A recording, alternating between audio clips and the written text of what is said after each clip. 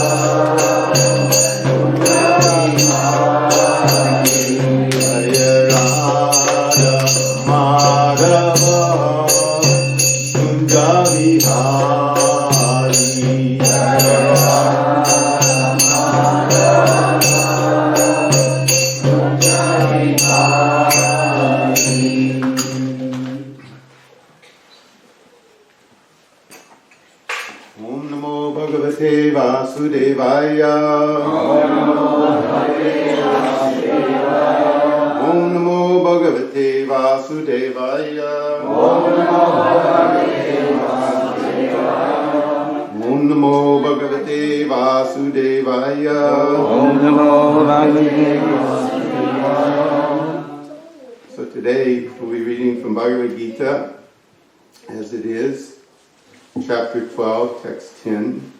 The chapter is entitled Devotional Service. So I found out today that I was going to give class, so sometimes I like to prepare more for class. Sometimes we say, well, at the Sunday feast, try to keep it simple, try to keep it basic, because if we have guests, some guests may not be so familiar with our philosophy. But everyone's kind of familiar with devotion to God. Everyone pretty much knows or accepts. I would assume most people who come to a Hare Krishna temple would accept that there is a God. So we call God Krishna, which means the all-attractive. And this title, this is actually Krishna speaking, and this title is called Devotional Service. So I'm going to read something from this chapter. So if we're all accept God, and practically every religion that I know of teaches that we're God's servant. That we're not God, but we're His servants. So this chapter, like I said, is called Devotional Service. And then I've also chosen something from Srila Prabhupada's books corresponding with this in Bhagavatam. And that chapter is also titled Devotional Service. So maybe if we can all try to listen what Srila Prabhupada is saying, we can all hopefully increase our service to the Lord. So I'll read the Sanskrit, and then we can read the translation and purport. Abhyasi pi asamartosi mad karma paramo bhava mad artam api karmani kurvan siddhim avachyasi. And now we can do the word for word. Abhyasi, in practice. Api, even if. Asamartha, unable. Asi, you are. Matkarma, my work. Parama, dedicated to. Bhava, become. Mat artam, for my sake. Api, even. Karmani, work. Kurvan, performing. Siddhim, perfection. Avachyasi, you will achieve. Translation. If you cannot practice the regulations of Bhakti Yoga, then just try to work for me. Because by working for me, you will come to the perfect stage. I say, and you please repeat. If you cannot practice the regulations of Bhakti Yoga, then just try to work for me. Because by working for me, you will come to the perfect stage. Purport by Srila Prabhupada. Jai Srila Prabhupada. One who is not able even to practice the regulative principles of Bhakti Yoga under the guidance of a spiritual master can still be drawn to this perfectional stage by working for the Supreme Lord. How to do this work has already been explained in the 55th verse of the 11th chapter. One should be sympathetic to the propagation of Krishna consciousness. There are many devotees who are engaged in the propagation of Krishna consciousness, and they require help. So even if one cannot directly practice the regulative principles of Bhakti Yoga, he can try to help such work. Every endeavor requires land, capital, organization, and labor. Just as in business, one requires a place to stay, some capital to use, some labor, and some organization to expand. So the same is required in the service of Krishna. The only difference is that in materialism, one works for sense gratification. The same work, however, can be performed for the satisfaction of Krishna, and that is spiritual activity. If one has sufficient money, he can help in building an office or a temple for propagating Krishna consciousness. Or he can help with publications. There are various fields of activity, and one should be interested in such activities. If one cannot sacrifice the results of his activities, the same person can still sacrifice some percentage to propagate Krishna consciousness. This voluntary service to the cause of Krishna consciousness will help one to rise to a higher state of love for God, whereupon one becomes perfect. Okay. So if you cannot practice the regulations of Bhakti Yoga, then just try to work for me. Because by working for me, you will come to the perfect stage. This is Krishna talking, of course.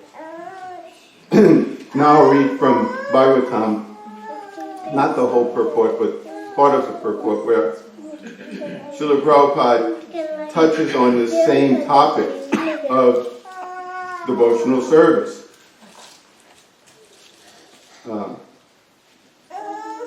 In particular, he states here a few things.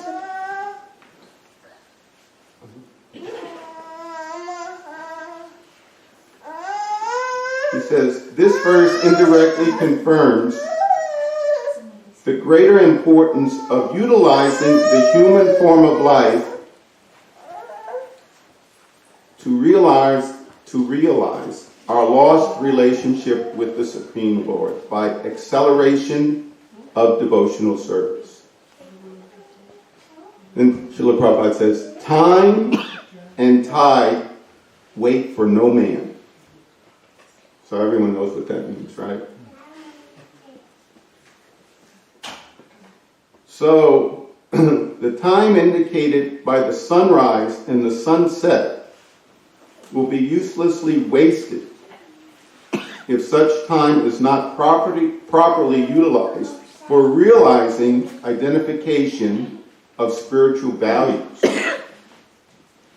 Even a fraction of the duration of life wasted cannot be compensated by any amount of gold. Human life is simply awarded to a living entity, a jiva, so that he can realize his spiritual identity and his permanent source of happiness. A living being, especially the human being, is seeking happiness because happiness is the natural situation of the living entity.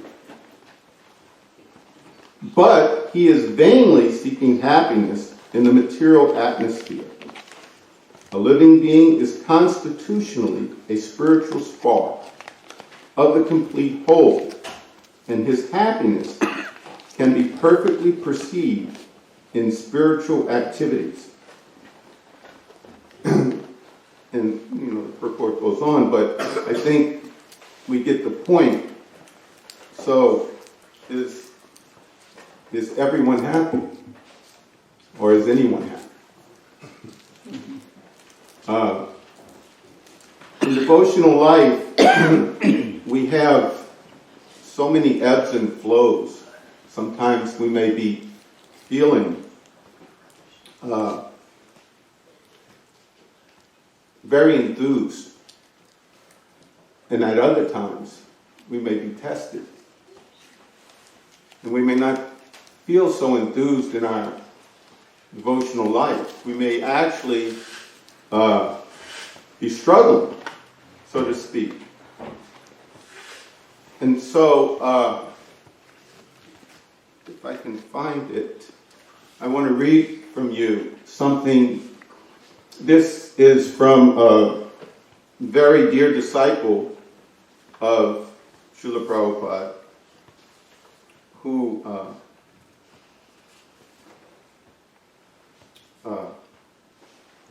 passed away a few years ago. His name is Bhakti Swami. He, in one of the books he wrote, he talks about this subject matter. And he calls this part of his book the dark night of the soul. Christian theology has a term called the dark night of the soul, originally coined by a 16th century Spanish saint known as Saint John of the Cross. He describes this dark night as a period of serious testing for all seekers on the spiritual path. At certain times during our spiritual progression, we may go through periods of rapid advancement and growth, although we may find it hard to perceive the situation in this positive way.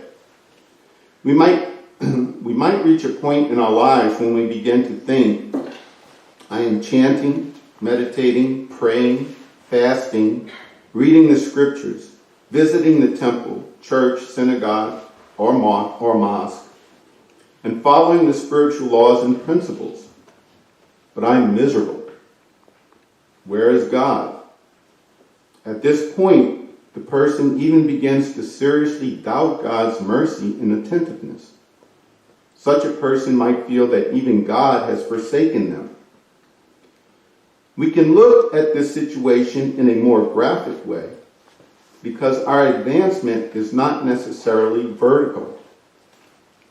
We normally advance, but then work through certain challenges at a particular level until we make advancement to the next level. Sometimes we must face certain obstacles that take time to work through, and consequently we feel stagnant. We may even feel that God himself is not protecting us. However, at such times, the Lord is actually ready to elevate our consciousness and bring us closer to him. So he gives us certain obstacles or blocks in our lives that we have to transcend. He may give us problems as a way to speed up our evolution so that we can more quickly burn up negative reactions and move forward more expediently. St. John explains that this dark night of the soul manifests as a type of internal dryness or aridity. When a spiritual seeker first embarks on the spiritual path, he or she often experiences an initial taste and excitement for the prayers, rituals, songs, and dances associated with the worship of God. However, this initial joy often stems from pride or self-centeredness that Srila Vishwanath Chakravarti refers to as utsahamaya, or sudden enthusiasm. However, after a period of time, the Lord wants us to help his devotee become more genuine. So he takes away this initial false pleasure, leaving the devotee in a state of internal dryness and without any taste. St. John explains that very few souls actually make it through this test, because as soon as this so-called spiritual excitement dwindles, most people run back to material pleasures.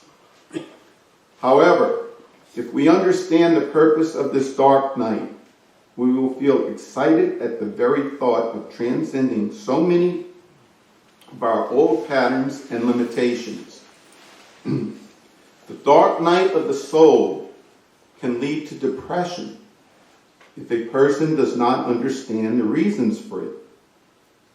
But the dark night is not an ordinary depression. Although its symptoms may mirror depression, St. John makes a distinction between ordinary depression and the dark night of the soul. It is actually an arrangement made by the Lord himself to help a person with deep faith and determination to go deeper. Depression, on the other hand, may just result from excessive attachment, lack of faith, laziness, and so on. The dark night of the soul is an extraordinary opportunity for the faithful soul rather than a demoralizing depression. Reflect on a time in your own spiritual journey in which you felt abandoned by God. Although you initially felt this way, you later found out that not only had God not abandoned you, but he was actually giving you some special mercy during that time. We often experience depression or anxiety when we feel that the Lord has abandoned us, or when we cannot understand the events in our lives. If you look back through your life, you may even recall times when you have in fact experienced such a period and began to question God's existence or his fairness. However, when you look back now, you realize the purpose of such events because they helped you elevate your consciousness. Often the result of intense suffering is elevation in consciousness. Such suffering gives us the intensity to break through the last layers of mundane consciousness. It was by Bhakti Tirtha Swami. I know I'm reading a lot, but once again, I have faith in the words of Srila Prabhupada and such devotees like Bhakti Maharaj. And now I'm going to read something from Bhaktisiddhanta Maharaj, who is Srila Prabhupada's spiritual master. And instead of listening to me go on, I'll comment a little bit, but we all get the benefit of hearing from these wonderful Vaishnavas. This is from, like I said, from Srila Bhaktisiddhanta Saraswati Maharaj. We are put to test and trial in this world. Only those who attend the kirtan of the devotees can succeed. Let me not desire anything but the highest good for my worst enemies. I'll repeat that.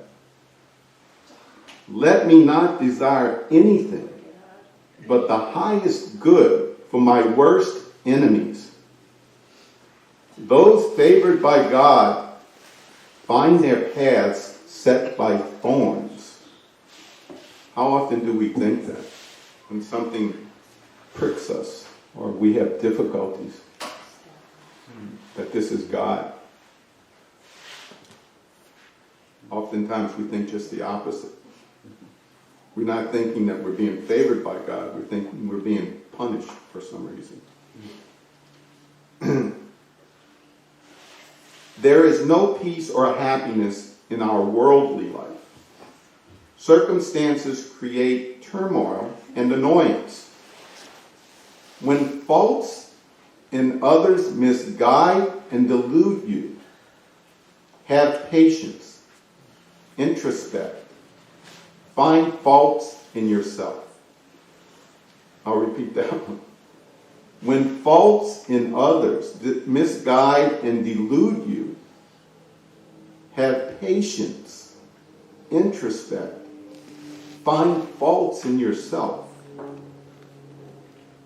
Know that others cannot harm you unless you harm yourself.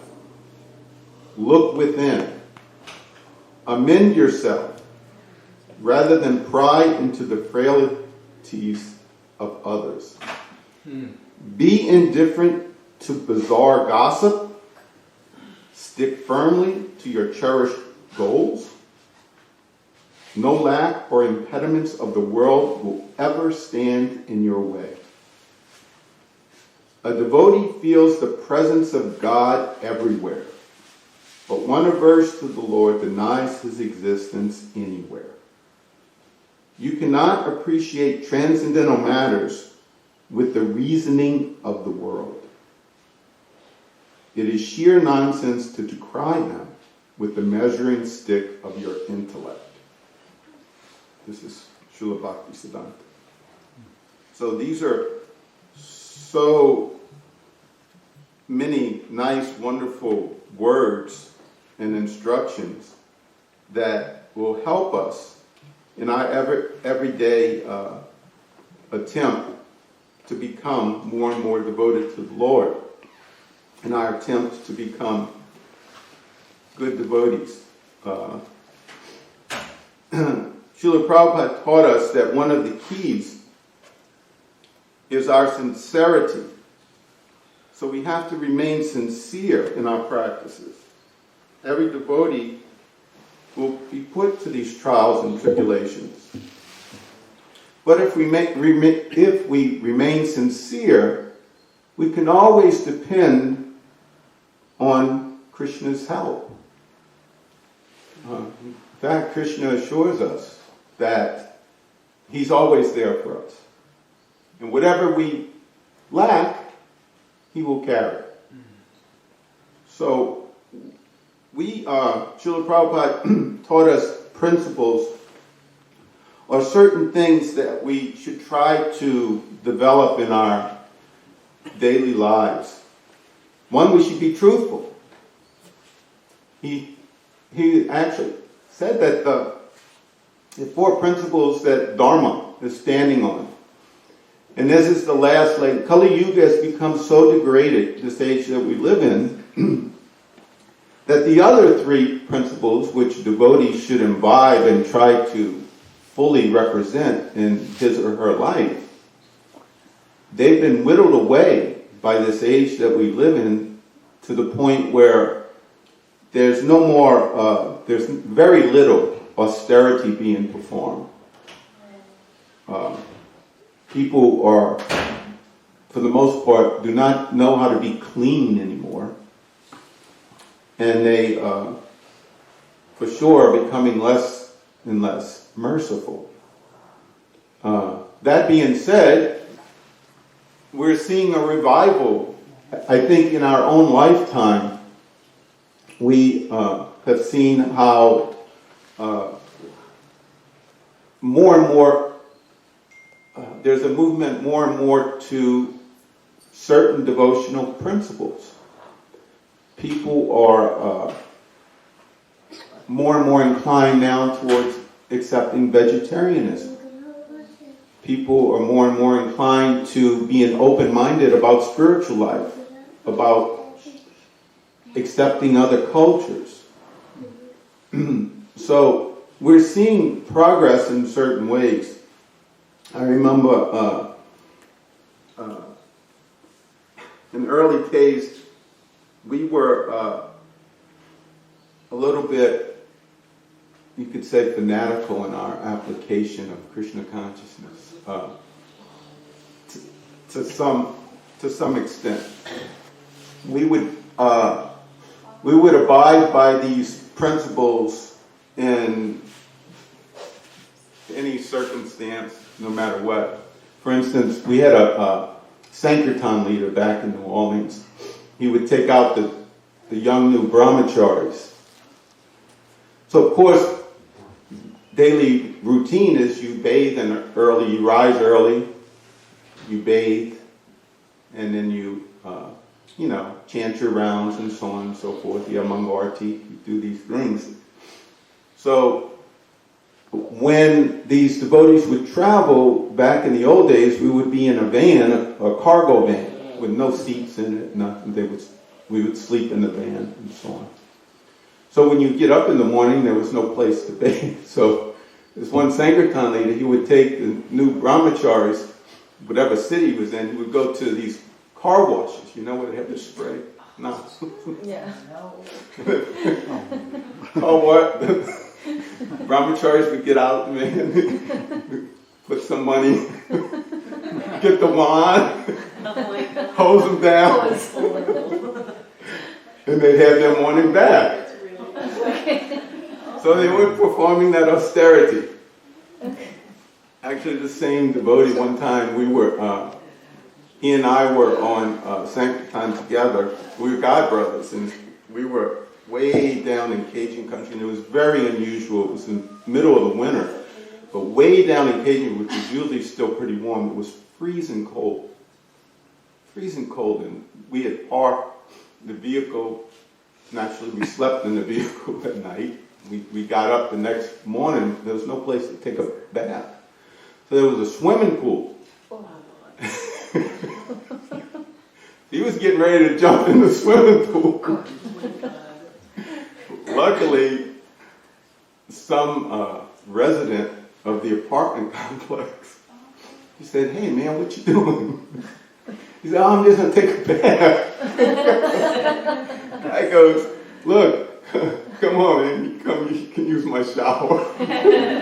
So this nice gentleman let us use his shower to bathe that morning.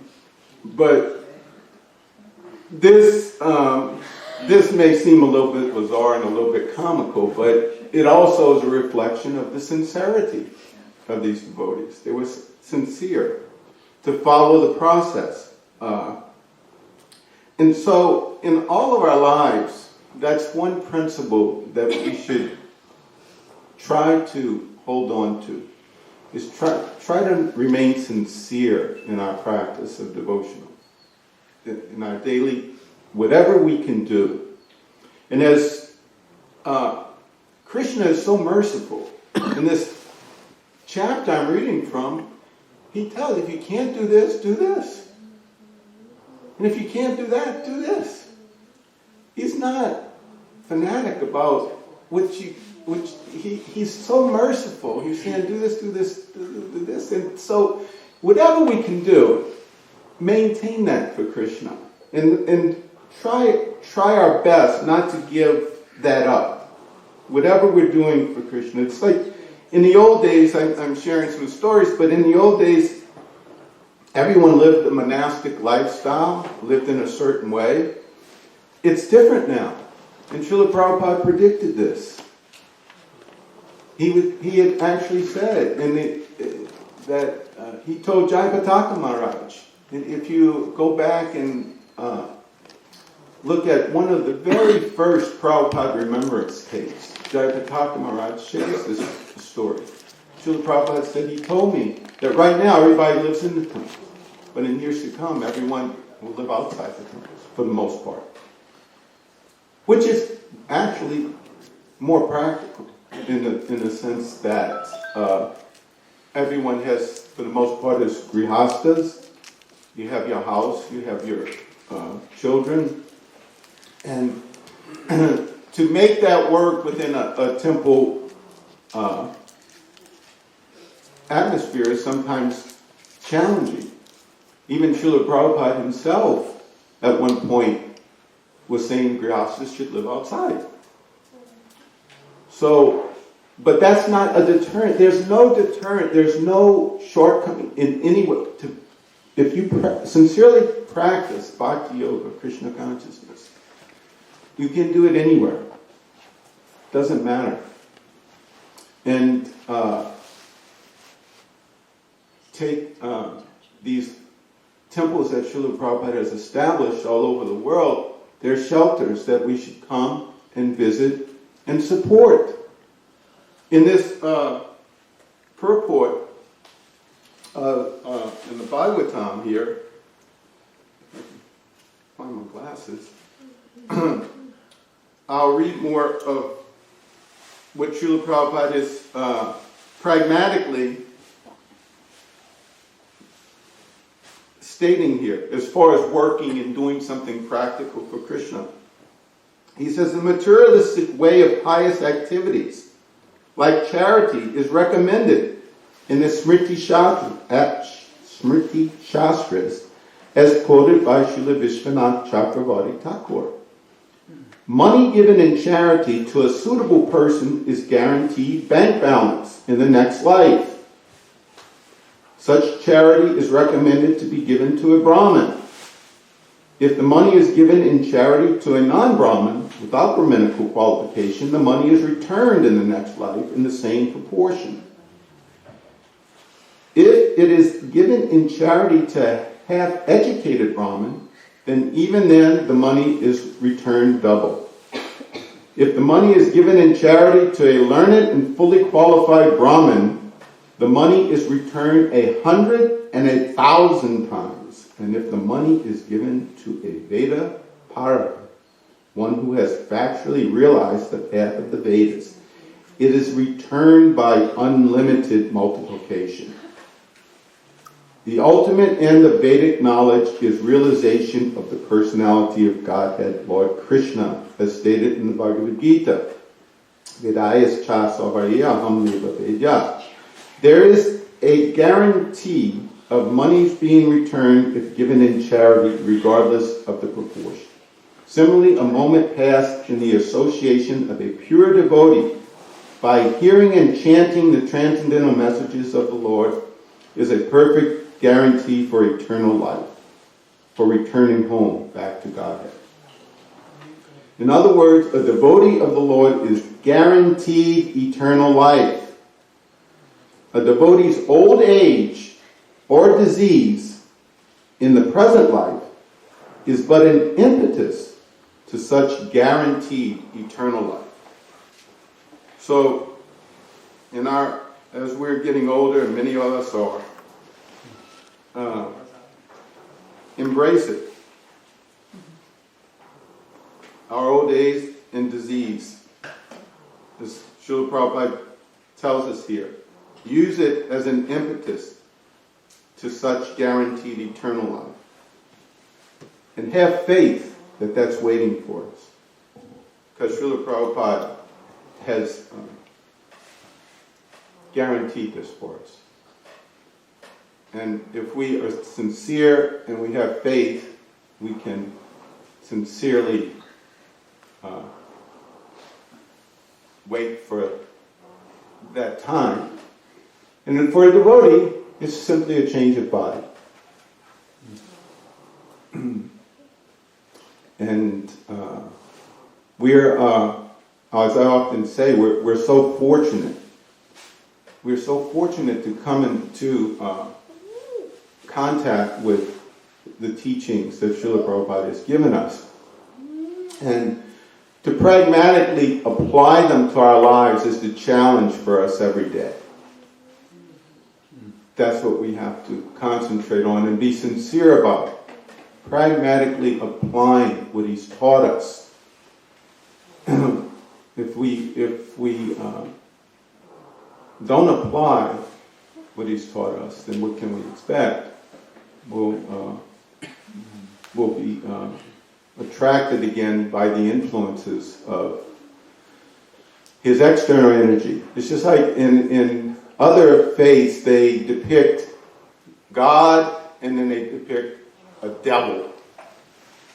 Well, no one's more powerful than God. So God is actually in control of even the devil, so to speak. That's simply another energy of Krishna, which is testing our sincerity.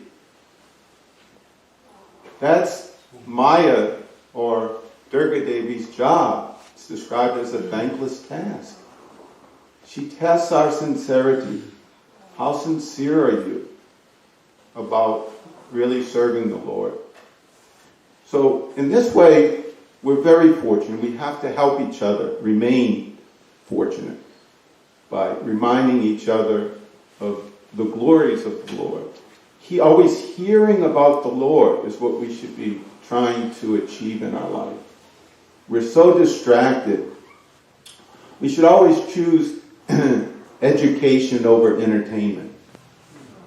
We got to be temperate, as Krishna says, in eating, sleeping, working, and recreation.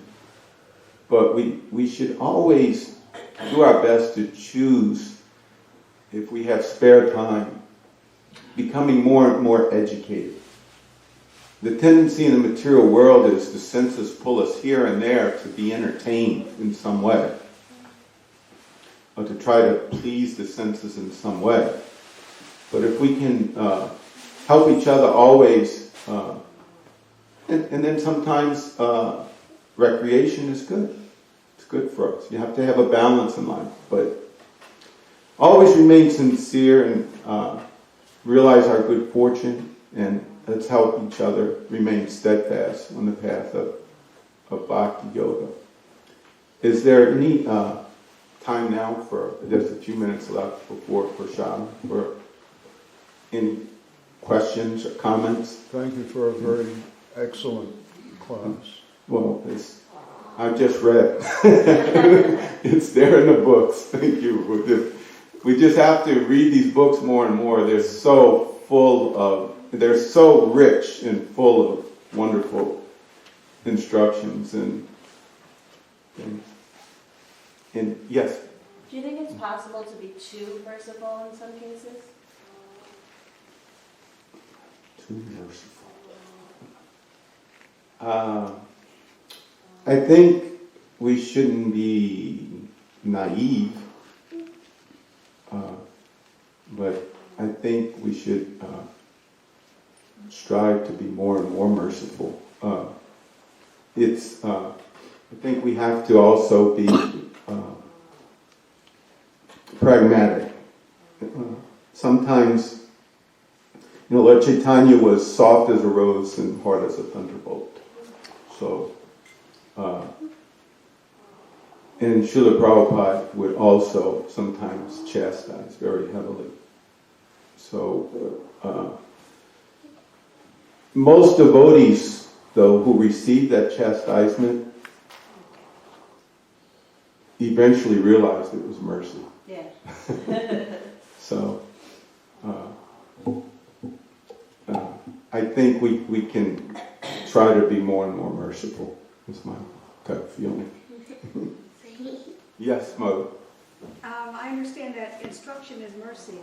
So if somebody needs a really strong instruction, that's mercy. If they need a discipline, that's mercy. If they need encouragement, that's mercy.